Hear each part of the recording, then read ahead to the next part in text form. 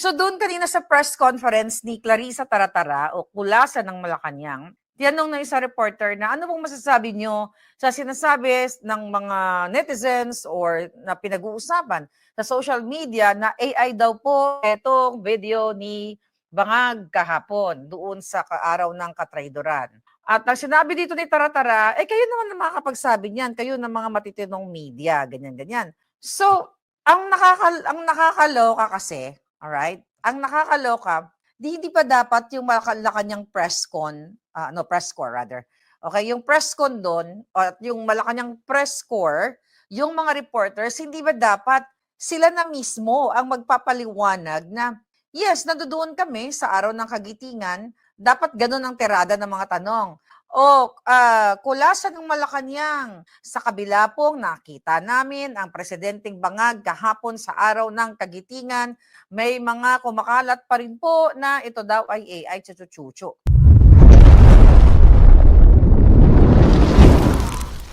So ngayon, wala man lang nagsabi doon and sinasabi nung press conference nila na ayun na nga, mga sinungaling daw tayo, kaya nga talagang kakasuhan lahat. Okay, talaga daw, hindi daw sila matutulog.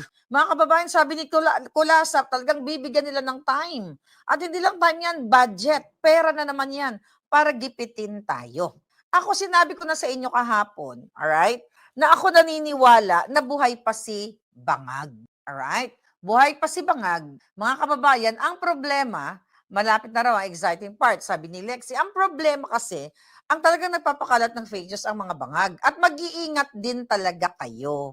Kasi, ang Malacanang mismo, ang mga ahas mismo, ang nagbibigay, mga kababayan, ang nagbibigay ng nagtatanim ng fake news. Kasi sa akin, marami talaga nagsasend sa akin ng mga fake news, mga documents and everything, itong recently. Pero hindi tayo kumakagat doon. Okay? Nagtatanim talaga sila. Di ba dati kami, tinamnan kami ng kaso, tanim kaso. Tinamnan kami ng mga ebidensya na may video-video pa na nakalimutan ko na yung mga sundalo, chucho. I forgot anong topic na yun po. 2 years ago na yata yun, na hindi namin kinagat yun. So ngayon mga kababayan, so paulit-ulit na sinabi ni Clarissa Taratara, mga kababayan, nakakasuhan. Saan yung sinabi niya? Okay, here we go. Okay.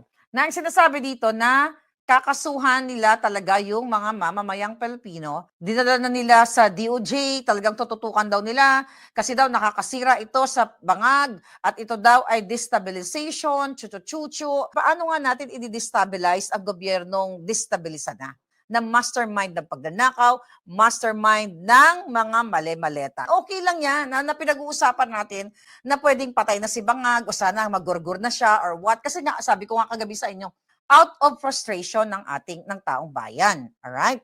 Pero talagang lahat tayo dapat mag-iingat sa mga tanim fake news nila. Okay? Pero ako naniniwala ako na malala na si Bangag. Bakit kamo? Sinabi mismo Di Clarissa, Kulasa, Taratara, sinungaling, saltik, lahat na ng kasaltikan nasa kanya na daw ay magsalita na malala ang Bangag na Pangulo at nakakaranas ng maximum ang kanyang ang kanyang description ay maximum pain or terrible pain, 'di ba? To the highest level yung kanyang pain na nararamdaman. Kaya naman ganito yung pakiramdam ng mga tao. So ibig sabihin talagang dahil nag-viral, lahat ito pinag-uusapan na siya ay posibleng patay na or what. So anong masasabi mo sa lumalabas sa mga bali-balita na lumalala na ang pangangatawan or kalusugan ni Bangag? Ang sagot ni Inday doon, good luck. So galit na galit si Clarissa Taratara Kulas na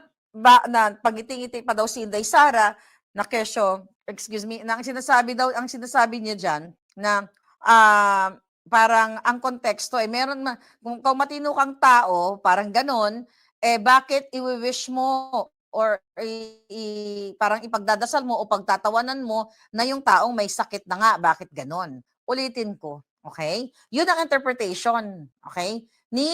Ng Malacanang, ng mga asa Malacanang. Sabi ko nga, ikaw Julul, Kulasa ng Malacanang na tatanga-tangang boba. Hindi mo nga hindi ka makapagbigkas ng mga simpleng English words. Abogaga ka pa naman, well, abogaga ka pa na matulingan, naturingan, abogaga ka talaga. 'Di ba? Spirit. Putang ina. Spirit. Ganun putang inang pronunciation 'yan. Basic English lang 'yan. Hindi yan spirit. Spirit, hindi spirit, alpot. 'Di ba nakita mo, may abogado bang ganyan? Ano 'yan? Paano nakapasa ng abogasya 'yan? Binayaran lang ba niya? May leakage ba siya? Kasi spirit, ay basta nakakatawa yung mga salita niya pang ano, parang gusto ko siyang perkatan di ba? Para maging espiritu na lang siya, espiritong itim. Ano yung mga words niya na nakakatawa? Nakakatawa talaga kasi bobita talaga. So ngayon, inaano na naman niya si Inday Sara na kesyo, ano daw, yung mga, ayan, ito, AI, dapat daw, susuportahan pa nga daw ni Inday yung ano tawag dito, yung gobyerno, kasi part siya ng gobyerno, ulul. Yun naman pala part ng gobyerno si Inday, pero binaboy niyo, sinuportahan niyo ba? Ha, spirit? Spirit kang giatay kang ano ka, kulasa ka. Nakatawa ba dyan? OFW, parang W. Anong kaputahan yan? 'Di ba? Basic pronunciation. OFW.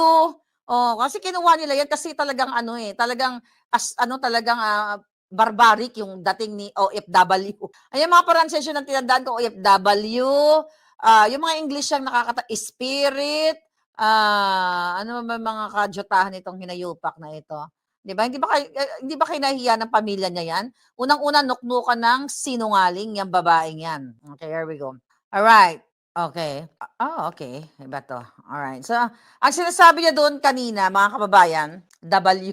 Yeah, sabi niya kamusta yung mga FW diyan? W.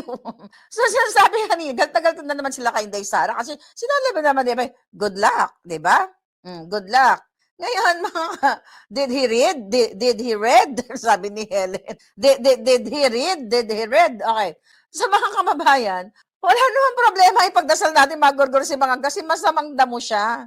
Hindi naman tayo nagdadasal ng mabuting tao, di ba? Hindi natin pinagdadasal ng mga mabubuting tao na magurgur. Ang hayop niya, sabi niya, kung yun na nga daw na naranasan ni Bangag, di ba? Kung gano'n na daw yung naranasan ni Bangag, tapos ipagdadasal pa, gago. 'Di ba yung pagnanakaw, kaya dinadasal ko, kinukulam ko talaga si Balalag. Yang mga masamang spirit man, mga spirit na yan, ipapasok ko sa kipay mo lahat yan ng magurgor ka na rin. Dahil ikaw ay kasabwat sa mga kasinungalingang masamang spirit ka, ngayawa ka. Alam ko gusto natin siyang magurgur, yung masamang spirit. Gusto natin magurgur ang masamang spirit. Pero syempre, kung may nakikita naman tayo, 'di ba, na kailangan i-clear up natin. Hindi wag tayong bulag o wag natin ipagpatuloy yung gusto natin na hindi tama. You know what I mean? Hindi po pwede. Nasasabihin natin na hindi, Maharlika, kasi natawa ako, may mga nag-message sa akin, binlock ko nga. 'Di ba? Kasi mga trolls, dalawa, ganun. Hindi, Maharlika, ganun. Naniwala ka naman na buhay pa si Bangag. Tangina. Konti na lang yan, kung patay talaga yun yan, di ba? Kung patay na, makikita natin yan. Makikita natin, huwag kayong masyadong atat, okay? Kasi nga, ginugulo tayo, although it's okay pag-usapan yung pagkagurgur niya o magurgur siya.